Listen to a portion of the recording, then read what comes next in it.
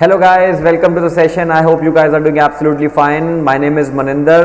ਤੇ ਜਿਵੇਂ ਮੈਂ ਤੁਹਾਡੇ ਨਾਲ ਪ੍ਰੋਮਿਸ ਕੀਤਾ ਸੀ ਕਿ we will be bringing these current affairs every day।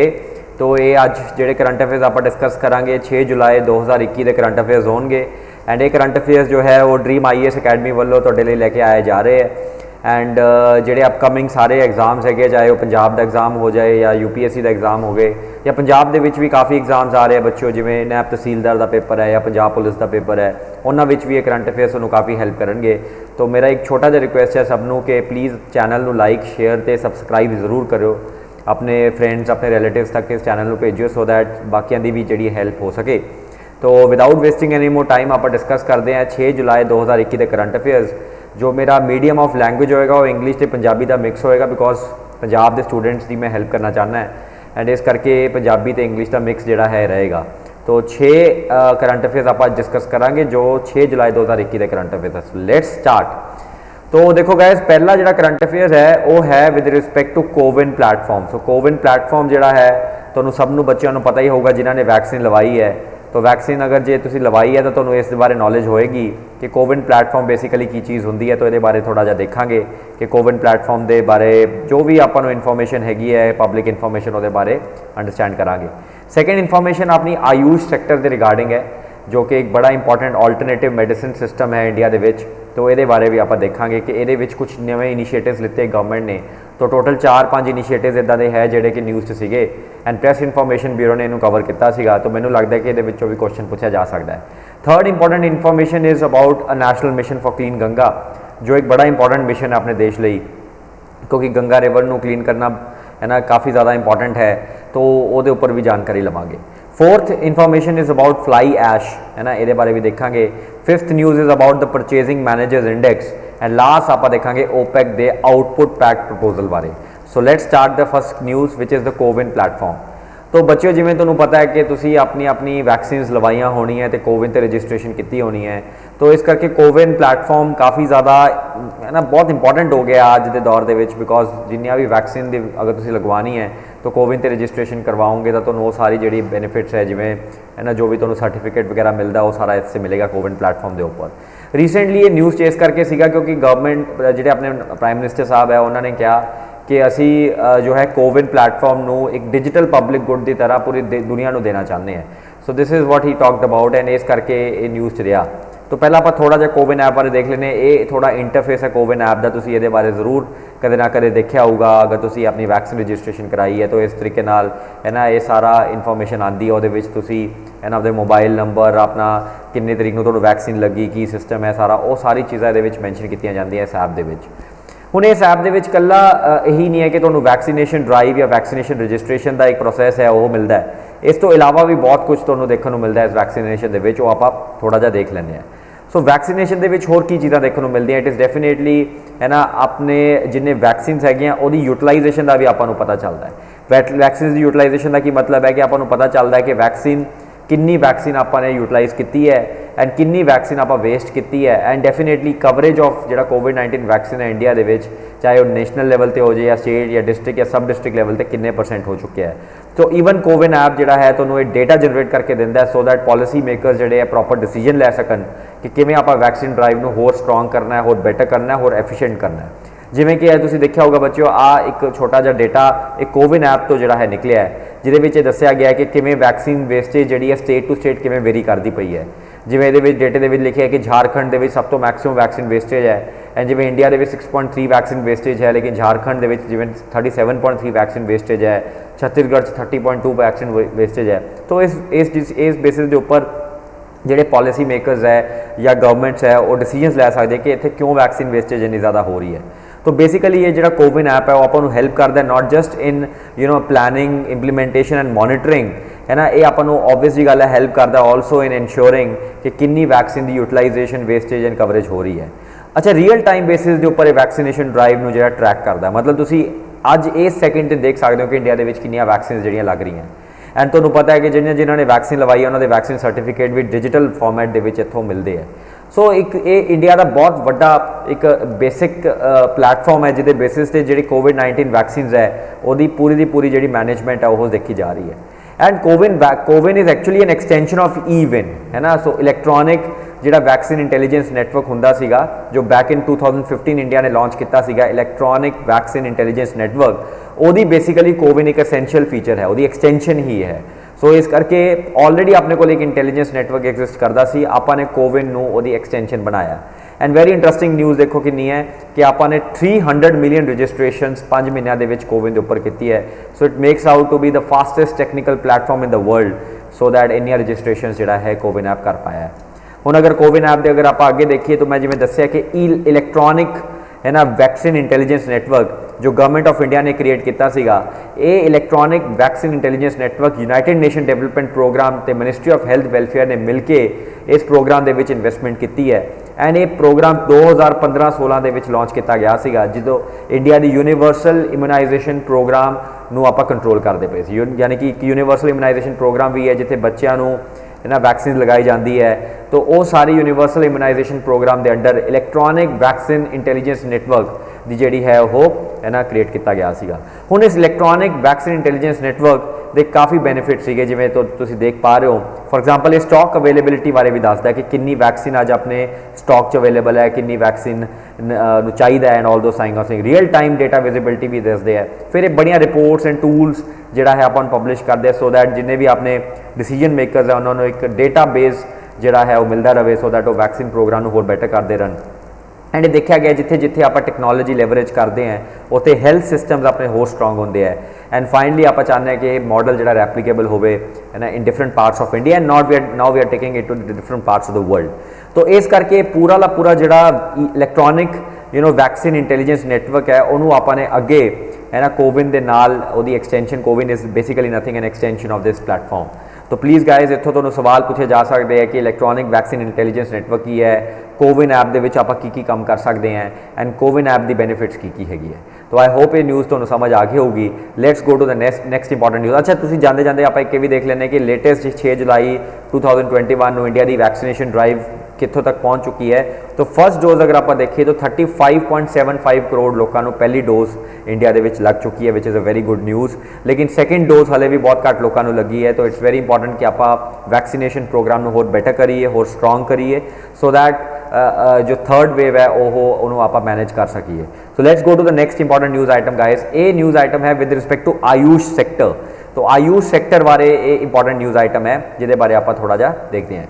देखियो बच्चों दो टाइप के अपने कोले तुहानूं पता है कि मैडिकल सिस्टम्स एग्जिस्ट करते हैं। एक मैडिकल सिस्टम तो एग्जिस्ट करता अपना जिहड़ा एलोपैथिक मैडिकल सिस्टम है। एलोपैथिक मैडिकल सिस्टम जिहड़ा मॉडर्न मैडिकल सिस्टम है, जिहड़ा अपने वैसटर्न मैडिकल सिस्टम है, वो सारा आ जाता है। ऑन दी अदर हैंड दूसरा मैडिकल सिस्टम एक यह मैडिकल सिस्टम है जो इंडिया का एक मैडिकल सिस्टम है, जो पुराना एंशियंट इंडिया का एक मैडिकल सिस्टम है, जिहदे विच डिफरेंट मैडिकल सिस्टम्स एग्जिस्ट करते सी फॉर ट्रीटमेंट ऑफ डिजीजेस। हुण ये सारी जिन्हें भी ऑल्टरनेटिव मैडिकल सिस्टम है इन्हां सारिਆਂ ਲਈ एक सैपरेट पहला डिपार्टमेंट सीगा, हुण एक मिनिस्ट्री बन चुकी है जिसका नाम है आयुष मिनिस्ट्री। एंड पहला बच्चों आप इस तो पहला आप देखिए कि इस डिपार्टमेंट ने की लॉन्च किया है। आप ये जरूर समझिए कि आयुष मैडिकल सिस्टम के किहड़े मैडिकल सिस्टम्स नूं इंडिया की गवर्नमेंट रिकोगनाइज करती है एज ऑल्टरनेटिव मैडिकल सिस्टम। ये आप वैबसाइट पर जाने हैं बच्चों, तो ये वैबसाइट मिनिस्ट्री ऑफ आयुष की वैबसाइट है, अगर तुम देख पा रहे हो। एंड ये सारे मैडिकल सिस्टम्स के बारे जी चर्चा की गई है। सो लेट अस सी कि ये किहड़े मैडिकल सिस्टम है जिहड़े है ना अपने को ट्रेडिशनल या non conventional systems of health care है। तो ये बच्चों आ देखो ये आयुर्वेदा दे रखे है, योगा दे रखे है, नैचुरोपैथी दे रखी है, यूनानी दे रखे है, सिद्धा दे रखे है, सोवा रिक्पा दे रखे है, होम्योपैथी दे रखे है। तो बच्चों तुम देख पा रहे हो अगर आपने जी अपनी इस मतलब जो अपनी वैबसाइट है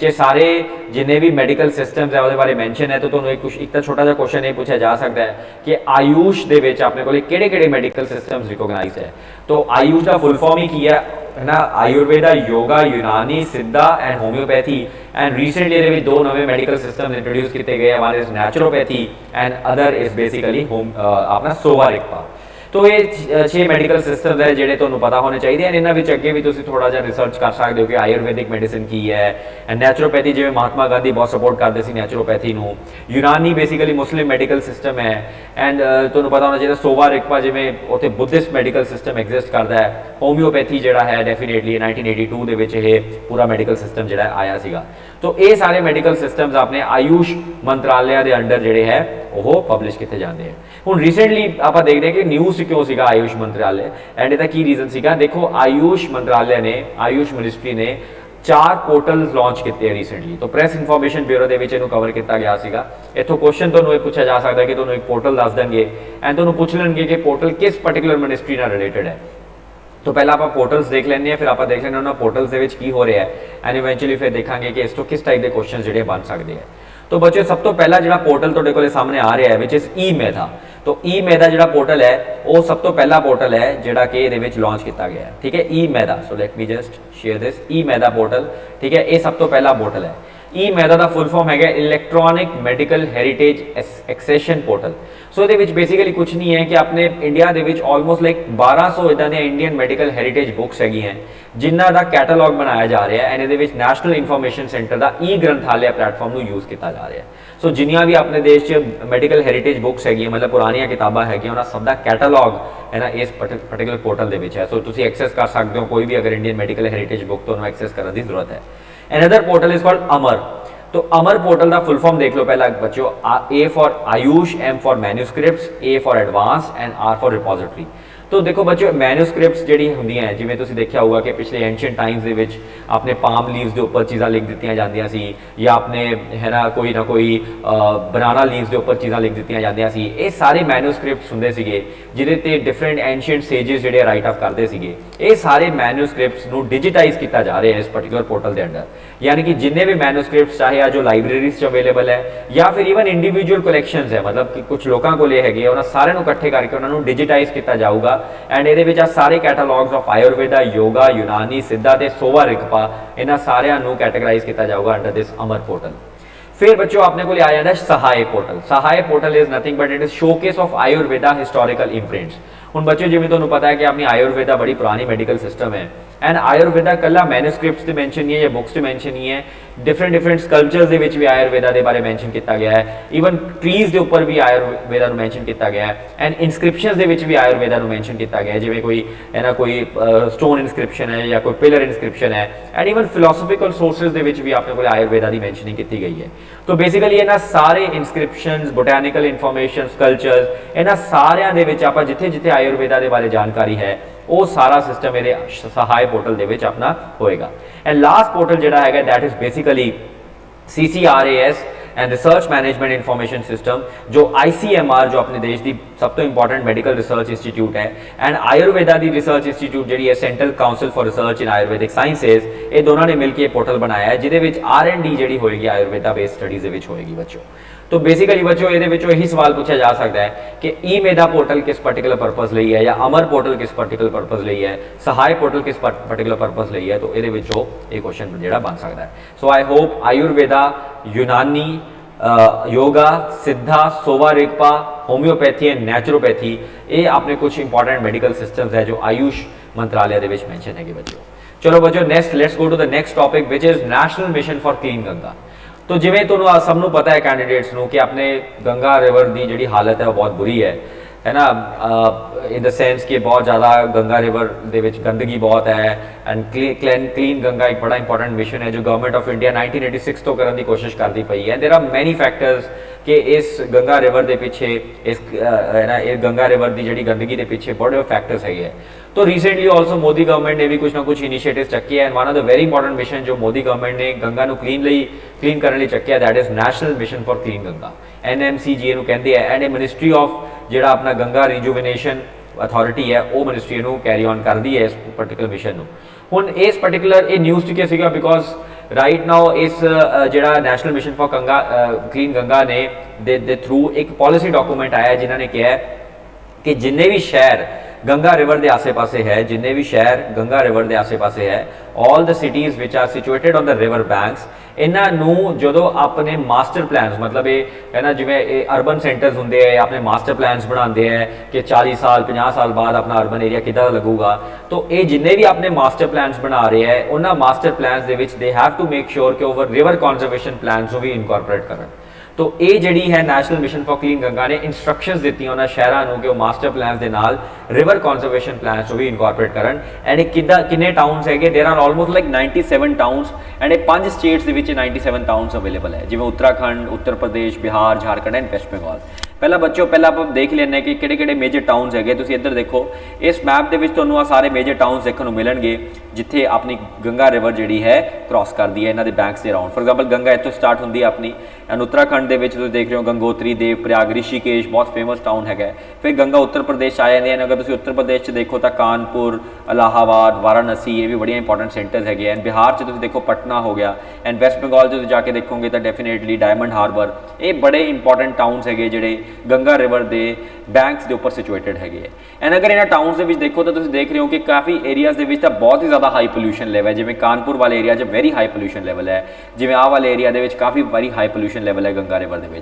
लेकिन कुछ एरियाज़ है जिथे पोल्यूशन लेवल हाई जरूर है लेकिन इन्ना नहीं है रिलेटिवली क्लीनर है लेकिन पोल्यूशन ग्रो करता जा रहा है एंड फाइनली आप उपर देखा तो इतने बड़े डैम्स लगाए जिन्हें एनवायरमेंटल फ्लो को डिक्रीज़ किया है सो डिफरेंट एरियाज़ डिफरेंट अपनिया जिहड़ियां प्रॉब्लम्स हैगियां तो इस करके national mission for clean Ganga जिहड़ा है ये प्रोजेक्ट जिहड़ा है फोकस करता है किस चीज़ के उपर फोकस करता है बच्चों ये फोकस करता है अपना है ना गंगा बेसिन मैनेजमेंट के उपर सो ये बेसिकली फोकस करता है बेसिन मैनेजमेंट के सिस्टम के उपर यानी कि गंगा नूं आपां पोलिटिकली नहीं देखना आपां गंगा नूं एक एनवायरमेंटली देखना है कि गंगा किस एरिया दे विच किवें फ्लो करती है एंड उस एरिया दे विच उहनूं की रिक्वायरमेंट्स है ताकि उहनूं आपां क्लीन कर सकीए तो इन्हां चीज़ां उपर गंगा रिवर के उपर डिस्कशन जिहड़ी चलती है हुण इस पॉलिसी डॉक्यूमेंट दे विच इन्हां ने कुछ चीज़ां डिस्कस कीतियां जो आपां डिस्कस कर लांगे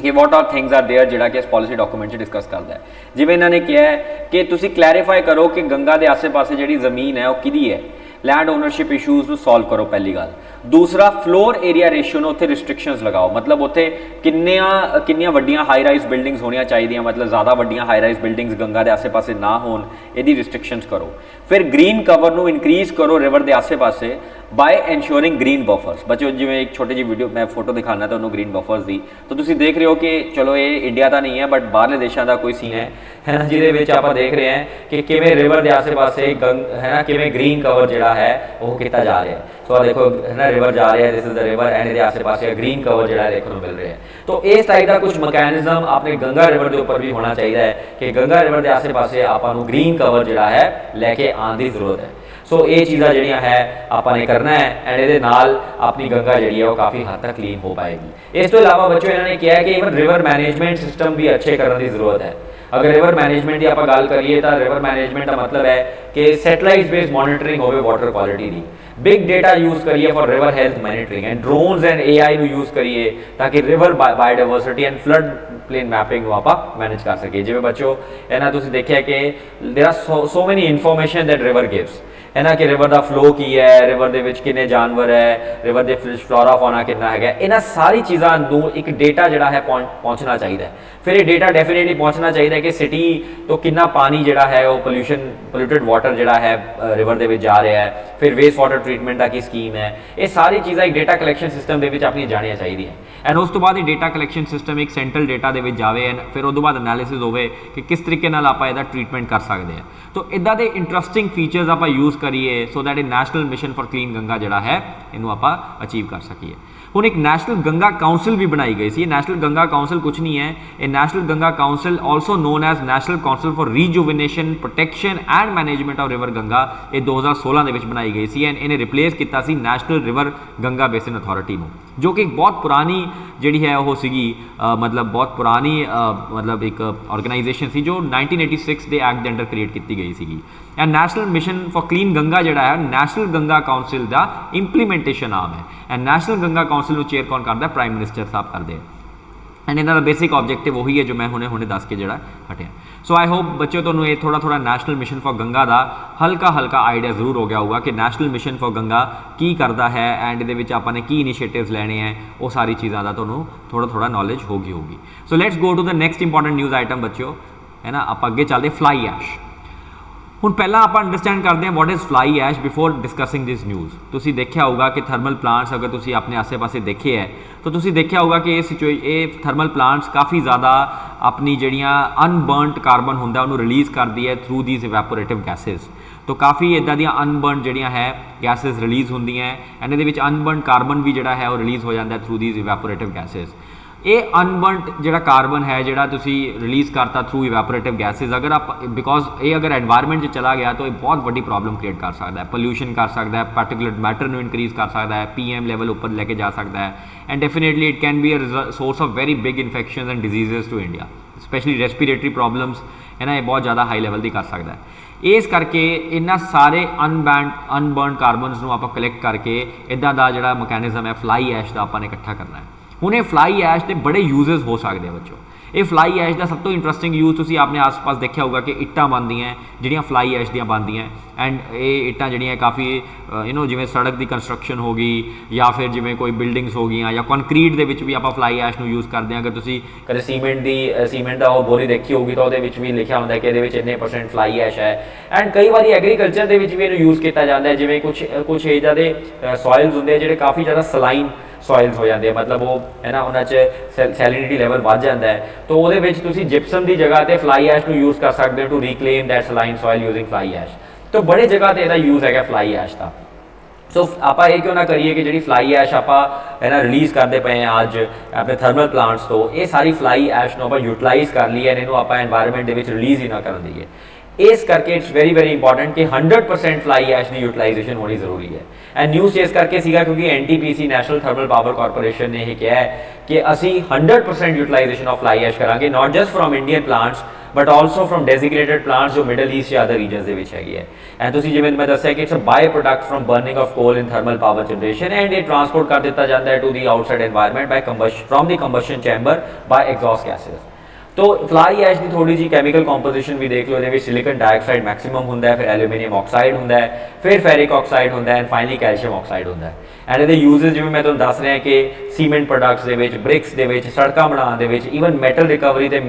मिनरल फिलर दे विच भी इहनूं यूज़ किया जाता है। काफ़ी हार्मफुल इफेक्ट्स ये देखने को मिले हैं जिवें अगर फ्लाई ऐश नीचे लीच कर जाए हैवी मैटल दे विच ग्राउंड वाटर नाल मिक्स हो जाए तो बड़ा प्रॉब्लम कर सकता है, ट्रीज़ की रूट डेवलपमेंट को हर्ट कर सकता है एंड ह्यूमन हैल्थ लिए बड़ी प्रॉब्लम है जिवें heart diseases, cancer, respiratory diseases and stroke वर्गियां बीमारियां भी यह कर सकता है। इस करके गवर्नमेंट ऑफ इंडिया ने एक बड़ा इंटरस्टिंग प्रोजेक्ट चलाया सी फ्लाई ऐश यूटिलाइजेशन पॉलिसी जिहदे विच इन्होंने कहा कि आप 100% फ्लाई ऐश को यूटिलाइज करांगे, यानी कि वह किते ना किते आपने वह बेनीफिट लेना है। जिवें तुसीं अगर इस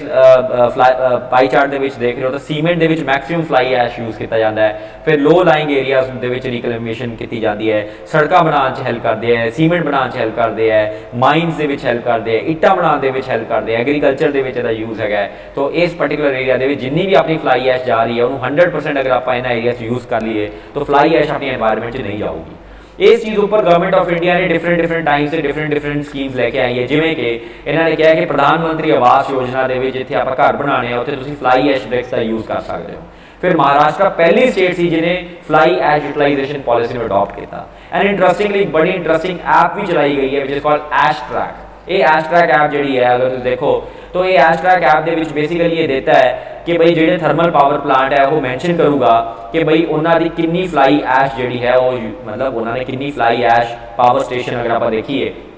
तो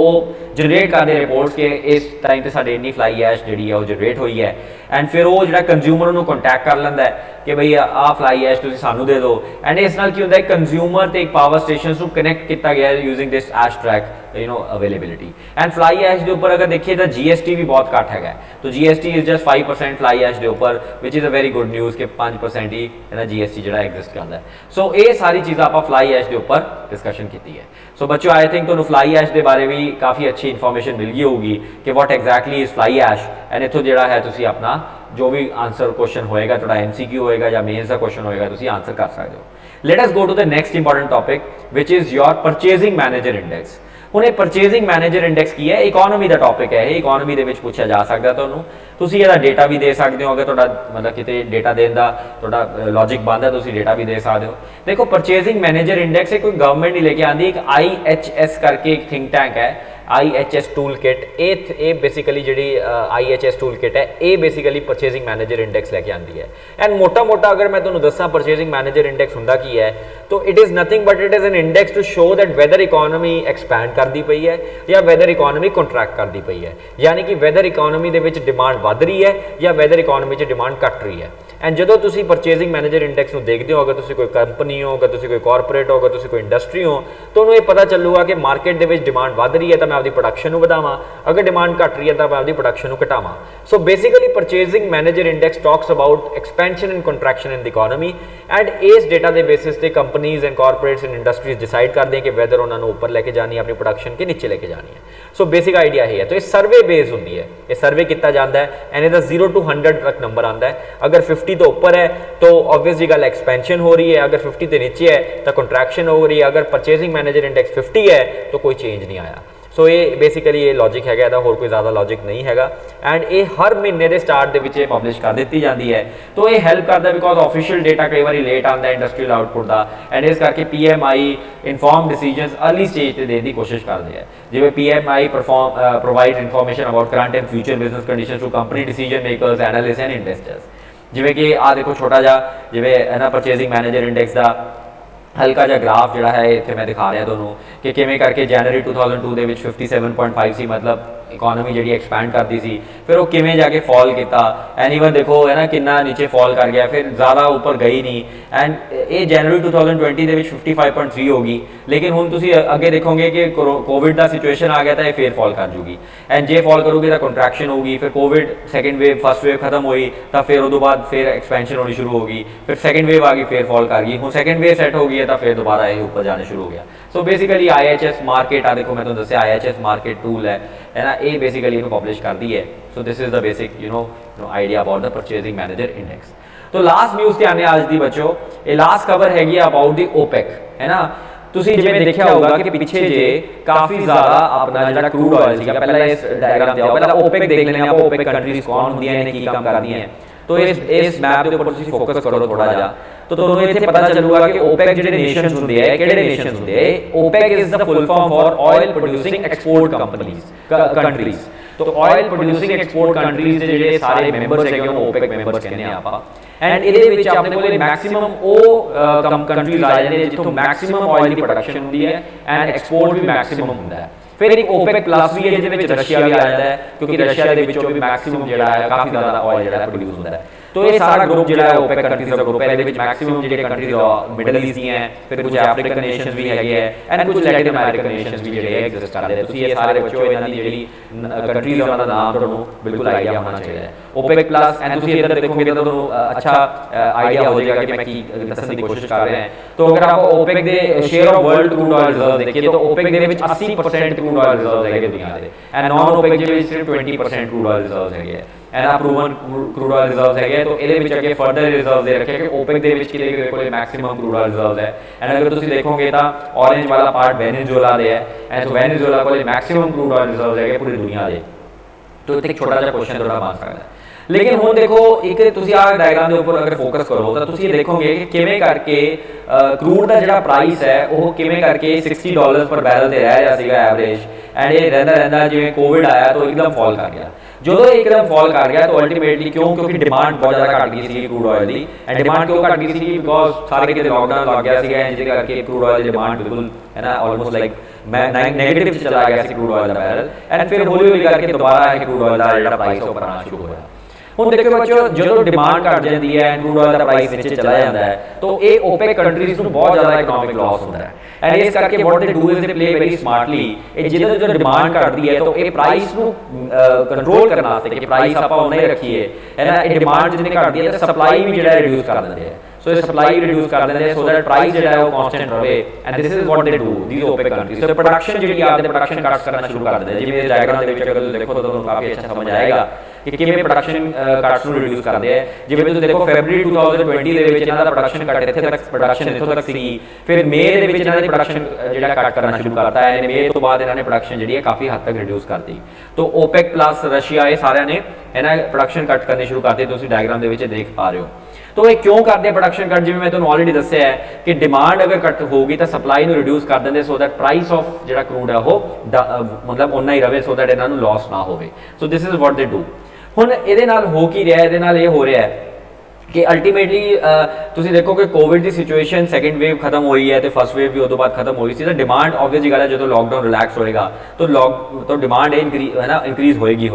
ਲੇਕਿਨ ਇਹਨਾਂ ਨੇ ਸਪਲਾਈ ਇਨਕਰੀਜ਼ ਨਹੀਂ ਕੀਤੀ ਐਂਡ ਪ੍ਰਾਈਸ ਜਿਹੜਾ ਹੈ ਉੱਪਰ ਜਾਣਾ ਸ਼ੁਰੂ ਹੋ ਗਿਆ, ਜਿਹਦੇ ਕਰਕੇ ਹੋਇਆ ਕੀ ਹੈ ਕਿ ਡਿਫਰੈਂਟ ਕੰਟਰੀਜ਼ ਨੇ ਸਪੈਸ਼ਲੀ ਇੰਡੀਆ ਨੇ ਇਹ ਪ੍ਰੋਟੈਸਟ ਰਜਿਸਟਰ ਕੀਤਾ ਹੈ ਕਿ ਤੁਸੀਂ ਜਿਹੜਾ ਹੈ ਆਪਣਾ ਜਿਹੜਾ ਸਪਲਾਈ ਹੈ ਉਹਨੂੰ ਹੁਣ ਤੁਸੀਂ ਇਹਨਾਂ ਵਧਾਓ, ਕਿਉਂਕਿ ਅਲਟੀਮੇਟਲੀ ਪ੍ਰਾਈਸ ਜਿਹੜਾ ਹੈ ਉਹ ਵੱਧ ਰਿਹਾ ਹੈ ਐਂਡ ਅਗਰ ਪ੍ਰਾਈਸ ਵਧੂਗਾ ਜਿਵੇਂ ਇੰਡੀਆ ਦੇ ਵਿੱਚ 105-106 ਯੂਨਿਟਸ ਹੋ ਚੁੱਕੇ ਹੈ ਪੈਟਰੋਲ ਐਂਡ ਡੀਜ਼ਲ, ਤਾਂ ਇਹ ਸਾਡੇ ਇੰਡੀਅਨ ਇਕਨੋਮੀ ਨੂੰ ਵੀ ਹਰਟ ਕਰਦਾ ਹੈ। ਤਾਂ ਇਦਾਂ ਦੀ ਕੁਝ ਨਾ ਕੁਝ ਜਿਹੜੀ ਡਿਬੇਟ ਹੈ ਉਹ ਚੱਲ ਰਹੀ ਹੈ ਕਿ ਵੈਦਰ ਇਹਨਾਂ ਨੂੰ ਹੁਣ ਸਪਲਾਈ ਵਧਾਉਣੀ ਚਾਹੀਦੀ ਹੈ ਬਿਕੋਜ਼ ਲੋਕਡਾਊਨ ਰਿਲੈਕਸ ਹੋਇਆ, ਡਿਮਾਂਡ ਹੁਣ ਵੱਧ ਰਹੀ ਹੈ ਐਟਸੈਟਰਾ। तो यह चीज़ बेसिकली इस करंट अफेयर्स के विच इस डिस्कस किया है। फॉर एग्जांपल देखो कि low oil price in the wake of bag है ना, मतलब इंड्यूस ग्लोबल स्लो डाउन होया, क्रूड प्राइस बहुत ज़्यादा नीचे चला गया क्योंकि इकोनॉमिक एक्टिविटी बिल्कुल ही डाउन हो गई सी, इस करके फिर इन्होंने प्रोडक्शन कट किया टू बूस्ट प्राइसेस। तो ओपेक कंट्रीज़ ने क्या कि असं 2 साल की प्रोडक्शन कट करांगे जिहदे करके क्रूड प्राइस फिर वध गया, $76.5 हो गया। लेकिन ओपेक कंट्रीज़ ने क्या कि असं इहनूं 2021 तक इहनूं कंटिन्यू रखांगे, जिहदे उत्ते हुण थोड़ी जी क्रिटिसिज्म हो रही है, जिवें इंडिया ने भी क्रिटिसाइज़ किया है कि तुसीं प्लीज़ प्रोडक्शन इनक्रीज़ करो ताकि सप्लाई जिहड़ी है ताकि प्राइसेस जिहड़े है वो घटन एंड असीं अपने जिहड़े डोमैसटिक कंज्यूमर्स उन्होंने थोड़ी राहत दे सकीए। ईवन UAE ने भी कुछ